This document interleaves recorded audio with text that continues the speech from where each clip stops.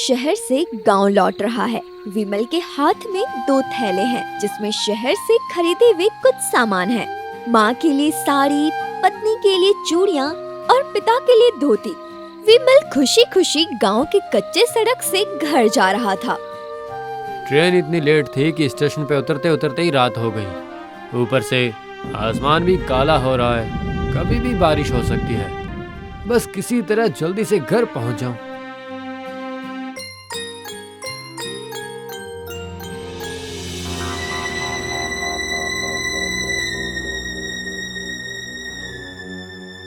मैं इतनी दूर आ तो गया हूँ, लेकिन उस बरगद के पेड़ के नीचे से कैसे जाऊँ?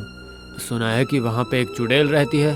अगर कोई रात को वहाँ से गुजरता है तो वो उसकी गर्दन मरोड़ देती है। अब मैं क्या करूँ? विमल उस बरगद के पेड़ से कुछ दूर खड़ा हो गया और मन ही मन सोचने लगा, लेकिन कोई और रास्ता भी नहीं था। गांव की एकमात्र सड़क उस बरगद के पेड़ के बगल से जाती थी। मैं दिन में तो कई बार वहाँ से गुजरा हूँ, लेकिन कभी कुछ नहीं हुआ। लेकिन अब मुझे इतना डर क्यों लग रहा है? डरने की कोई बात नहीं, मैं वहाँ से आराम से जा सकता हूँ। जाता हूँ, जाके देखता हूँ। विमल की धड़कनें अचानक बढ़ गई, फिर भी वो आगे बढ़ने लगा। गांव में प्रवेश करने के लिए उसे उस बरगद के पेड़ के नीचे से मुड़ना था। जैसे ही आगे बढ़ते हुए विमल उस पेड़ के पास पहुंचता है, अचानक से उसे उल्लू की आवाज आती है। ये कैसी आवाज थी? इतनी रात को किसकी आवाज थी? विमल ने मन ही मन में कहा, धत, ये तो उल्लू है। मैं तो बिना वजह ही डर गया था, लेकिन ऐसा लग रहा है कि बरगद के पेड़ के नीचे कोई खड़ा है। बरगद के पेड़ की तरफ ध्यान से देखने पर विमल को सफेद कपड़े पहने एक परछाई दिखाई दी, जो एकदम अंधेरे में खड़ी थी। उसे देखकर ऐसा लगा जैसे गांव की ही कोई लड़की हो। कौन है वहाँ? कोई प्रतिक्रिया नहीं। उसके बदले वो सफेद साड़ी वाली परछाई बिना मुड़े विमल के पीछे चलना शुरू कर देती है। ये क्या हो रहा है? ये लड़की मेरी बात सुने बिना इधर क्यों आ रही है? तो क्या वो मुझसे डर रही है क्या? और इतनी रात को वो यहाँ कर क्या रही है? विमल के मन में उत्सुकता बढ़ने लगती है। थोड़ी देर खड़े रहने के बाद वो खुद ही लड़की के पीछे पीछे चलने लगता है।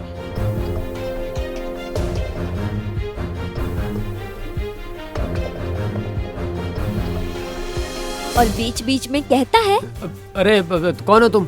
और रात को इस तरह खाली सड़क पर क्यों चल रही हो? और तुम्हारा नाम क्या है? पर उस लड़की ने पीछे मुड़कर नहीं देखा। वो अपनी ही धुन में चलती रहती है। विमल उसका पीछा करते हुए गांव की सड़क पर पहुंच जाता है।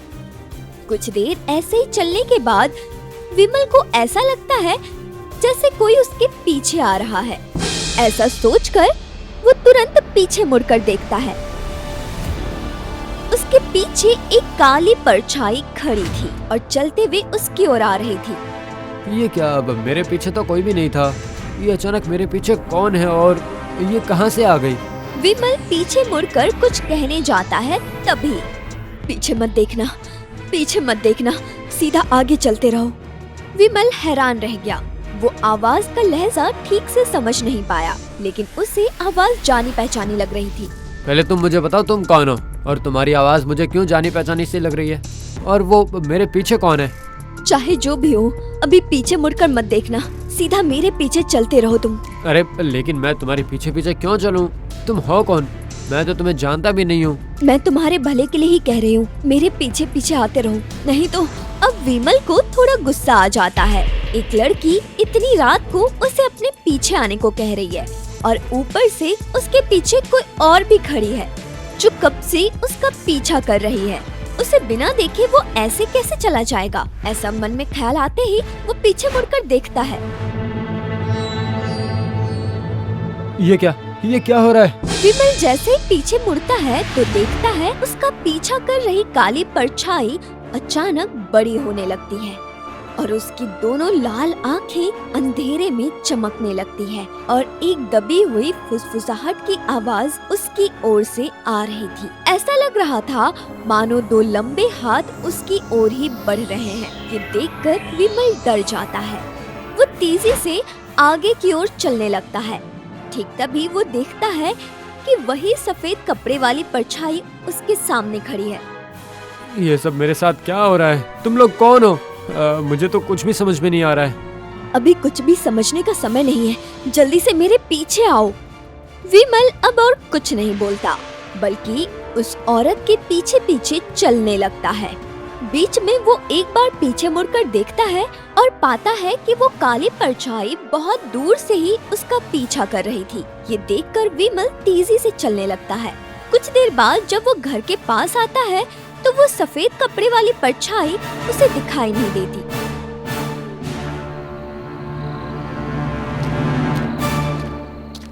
विमल घबराया हुआ घर में घुसता है और उसके माता पिता उसे देखकर हैरान हो जाते हैं। माँ, पिताजी, पता है आज मैं किस मुसीबत में फंस गया था? विमल उन्हें सारी बातें बताने लगता है।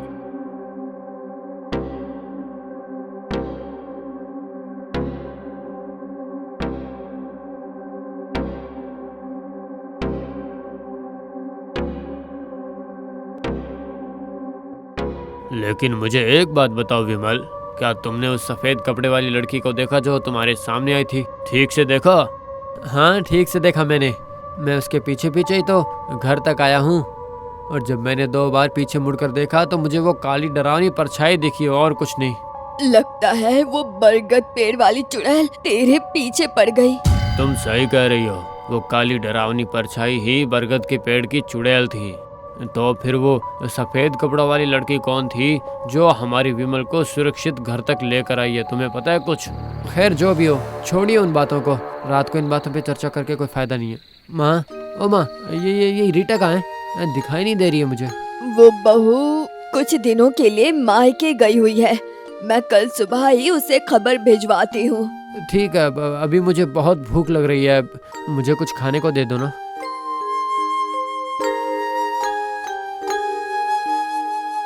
कुछ समय पहले विमल के साथ जो अजीब घटना घटी थी, सब उसे भुलाने की कोशिश कर रहे थे, क्योंकि विमल सकुशल घर लौट आया था। बहरहाल खाना खाते समय उन्होंने इधर उधर की बातें की। फिर विमल अपने कमरे में चला गया सोने के लिए।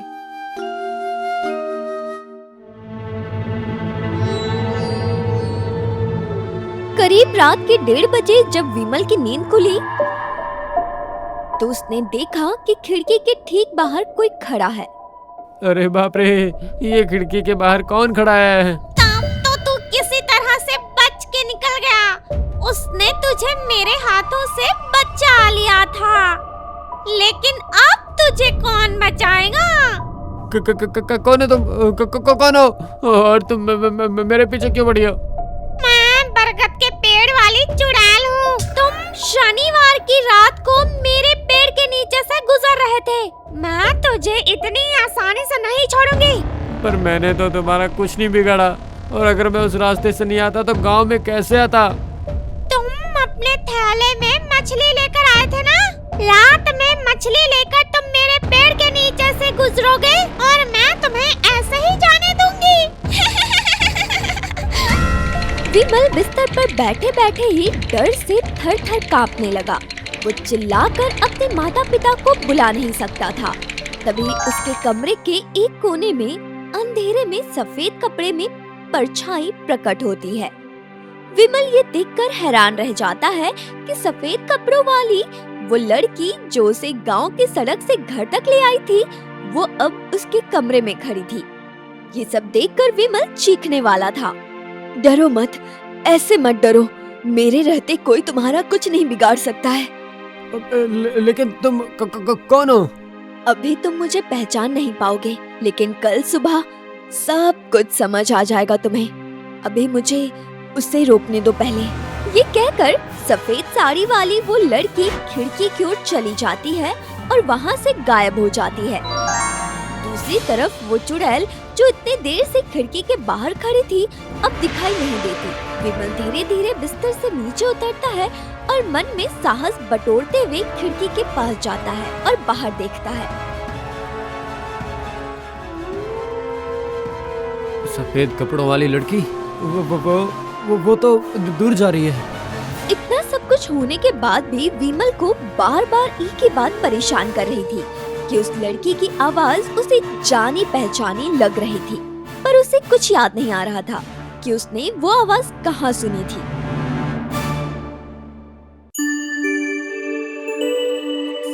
अगली सुबह विमल की नींद थोड़ी देर से खुलती है। वो जब माँ के पास जाता है तो पता चलता है वो उसकी पत्नी को लाने के लिए किसी को भेज रही हैं।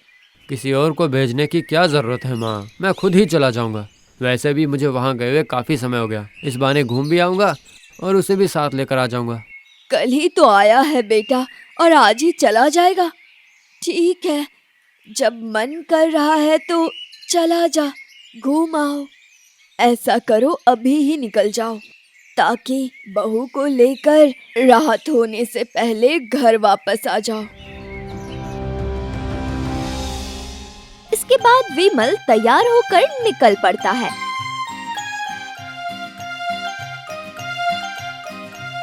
गांव की सड़क पर चलते चलते वो एक समय पड़ोस के गांव पहुंच जाता है, लेकिन विमल वहां पहुंचकर चौंक जाता है। आंगन में एक शव रखी हुई थी और उसके सास ससुर रो रहे थे। आसपास लोग भी थे। क्या हुआ है, आप सब ऐसे रो क्यों रहे हैं? ठीक उसी समय शव के ऊपर से चादर हट जाती है और वो देखता है कि वो शव किसी और का नहीं बल्कि उसकी पत्नी का था। उसे पता चला कि उसकी पत्नी कल अचानक ही मर गई। देखो बेटा, ये सब क्या हो गया? मेरी बेटी आंखों के सामने तड़प तड़प के मर गई। मैं कुछ भी नहीं कर पाया। मैं आज सुबह ही तुम लोगों तक खबर पहुंचवाने की कोशिश कर रहा था, लेकिन मेरा दिमाग कुछ काम ही नहीं कर रहा था। सब कुछ जानने के बाद विमल काफी देर तक हताश होकर बैठा रहा। फिर वो अपनी पत्नी का अंतिम संस्कार करने के लिए शमशान घाट चला जाता है। दाह संस्कार करके लौटने के बाद विमल कुछ समय वहाँ बैठता है और फिर रात को घर के लिए निकल जाता है। कुछ देर में रात होने वाली है। आज आपको घर जाने की जरूरत नहीं है। आज रात आप यहीं रुक जाइए, ठीक है? मैं नहीं रुक सकता, घर पर सब इंतज़ार कर रहे होंगे और तो और मुझे घर पे सबको बताना भी है। आप चिंता मत कीजिए, मैं समय से पहले घर पहुंच जाऊंगा। शाम के अंधेरे में ऐसा लग रहा था जैसे चारों ओर बहुत ही ज्यादा अंधेरा है। वैसे भी विमल का मन पहले से कुछ ठीक नहीं लग रहा था। घर जाकर वो कैसे बताएगा ये भी उसे समझ नहीं आ रहा था। ये सब मेरे साथ क्या हो गया? अब मैं घर जाके क्या कहूँगा? वहाँ से उसके घर के रास्ते में एक शमशान घाट है। जैसे ही वो वहाँ पहुँचता है, कहीं से उसे उल्लू की आवाज आने लगती है। किसने पुकारा इतनी रात को? किसने पुकारा मुझे? तभी उसकी नजर अपने सर के ऊपर गई। उसे ऐसा लग रहा है जैसे पेड़ के ऊपर कोई बैठा है। अंधेरे में ठीक से दिखाई ना देने के बाद भी ऐसा लग रहा था हाँ कि कोई तो है। वो ठीक से देखने की कोशिश कर ही रहा था कि तभी उसे पीछे से एक आवाज सुनाई दी। पेड़ की तरफ मत देखना ऊपर। ये बात सुनकर विमल चकित रह गया। वो डरते हुए अपने चारों ओर देखने की कोशिश करने लगता है, लेकिन कोई कहीं नहीं था। मुझे एक ऐसी आवाज सुनाई दे रही है जो मैंने पहले भी सुनी हो, लेकिन मुझे कहीं कोई दिख क्यों नहीं रहा? अचानक से विमल को कल रात की घटना याद आ जाती है और जैसे ही उसे सब याद आता है तभी पेड़ के ऊपर से आवाज आती है। अब तुझे कौन बचाएगा मुझसे? कौन बचाएगा? ये सुनकर विमल पेड़ की ओर देखता है और देखता है कि एक चुड़ैल पेड़ पर अपने दोनों पैर लटकाए हुए बैठी है। ये तो वही है जो कल रात को मेरी खिड़की के बाहर खड़ी थी। वही है ये। मैं छोड़ूंगी नहीं, कहा था ना तुझे। तुम्हें मैं छोड़ूंगी नहीं, तेरी जान लेकर रहूंगी मैं। उस अंधकार में विमल ने पेड़ के ऊपर से दो लंबे कंकालनुमा हाथ उसकी ओर आते हुए देखा और उसी समय उसे वही जानी पहचानी आवाज सुनाई दी। अरे देख क्या रहे हो, भागो यहाँ से जल्दी। विमल वहाँ से निकलकर सीधा घर की ओर भागने लगता है और जब उसने पीछे मुड़कर देखा तो वो छाया मूर्ति जैसे हवा में तैरती हुई ठीक उसके पीछे ही आ रही थी। बचाओ, कोई मुझे बचाओ, बचाओ। ठीक उसी समय विमल ने एक आवाज सुनी, मैं तुम्हारे साथ ही हूँ, मैं हूँ तुम्हारे साथ, तुम्हें कुछ नहीं होगा, तुम जल्दी से घर जाओ, घर जाओ। लेकिन तुम कौन हो? कौन हो तुम? अभी भी पहचान नहीं पाए? विमल भाग रहा है। वो अपने आसपास देखने की कोशिश करता है, लेकिन उसे कुछ भी दिखाई नहीं देता। तभी उसे लगता है कि कोई ठीक उसके साथ साथ चल रहा हो। ये सब मेरे साथ क्या हो रहा है? और मेरे साथ ही क्यों हो रहा है? मैंने क्या किया है? तुम शनिवार की रात को उस पेड़ के नीचे से मछली लेकर गुजर रहे थे, इसलिए वो चुड़ैल तुम्हारे पीछे पड़ गई है। लेकिन तुम चिंता मत करो, जब तक मैं तुम्हारे साथ हूँ तब तक कोई तुम्हारा कुछ नहीं बिगाड़ सकता। तुम अभी घर चले जाओ, जल्दी से चले जाओ, और हो सके तो कल दोपहर को एक जीवित मछली लेकर उस बरगद के पेड़ के नीचे रख देना। तुम कल से मेरी जान बचा रही हो, तुम मेरी रक्षा कर रही हो तुम, लेकिन मैं तुम्हें सचमुच पहचान नहीं पा रहा हूँ, नहीं पहचान पा रहा हूँ मैं तुम्हें। देखना चाहते हो मुझे, लेकिन तुम मुझे बस एक बार ही देख पाओगे, दोबारा मुझे कभी नहीं देख पाओगे तुम। लेकिन अभी नहीं दिखाई दूंगी तुम्हें, पहले तुम घर पहुंच जाओ, उसके बाद। विमल दौड़ते दौड़ते लगभग घर के सामने पहुंच गया।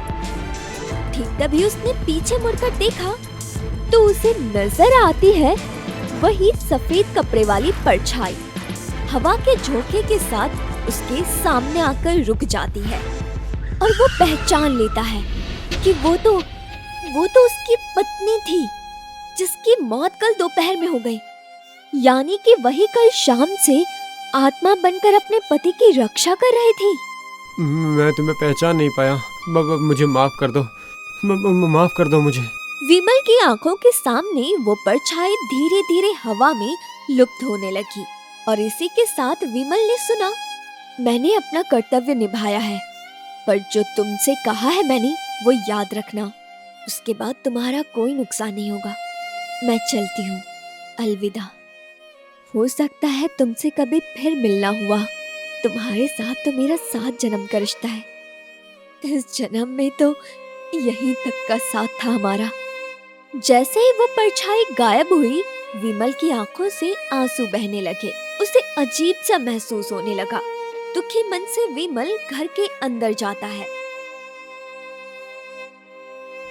माँ, तुम्हारी बहू कभी नहीं आएगी, वो अब कभी नहीं आएगी। मछली का कांटा गले में फंसने की वजह से उसकी मौत हो गई। कल दोपहर को मेरा मन बेचैन था, बार बार बहू की याद आ रही थी, और जब विमला ने बहू के बारे में पूछा तो मेरी बेचैनी और भी बढ़ गई थी, लेकिन सपने में भी नहीं सोच सकता था कि ऐसा कुछ हो जाएगा। हे भगवान, ये क्या हो गया? कुछ देर तक उनमें इसी तरह बातें होती रही। इसी बीच विमल ने उन्हें बाकी सारी बातें बताई। फिर उन्होंने तय किया कि कल दोपहर को वो बरगद के पेड़ के नीचे एक जीवित मछली रख कर आएंगे।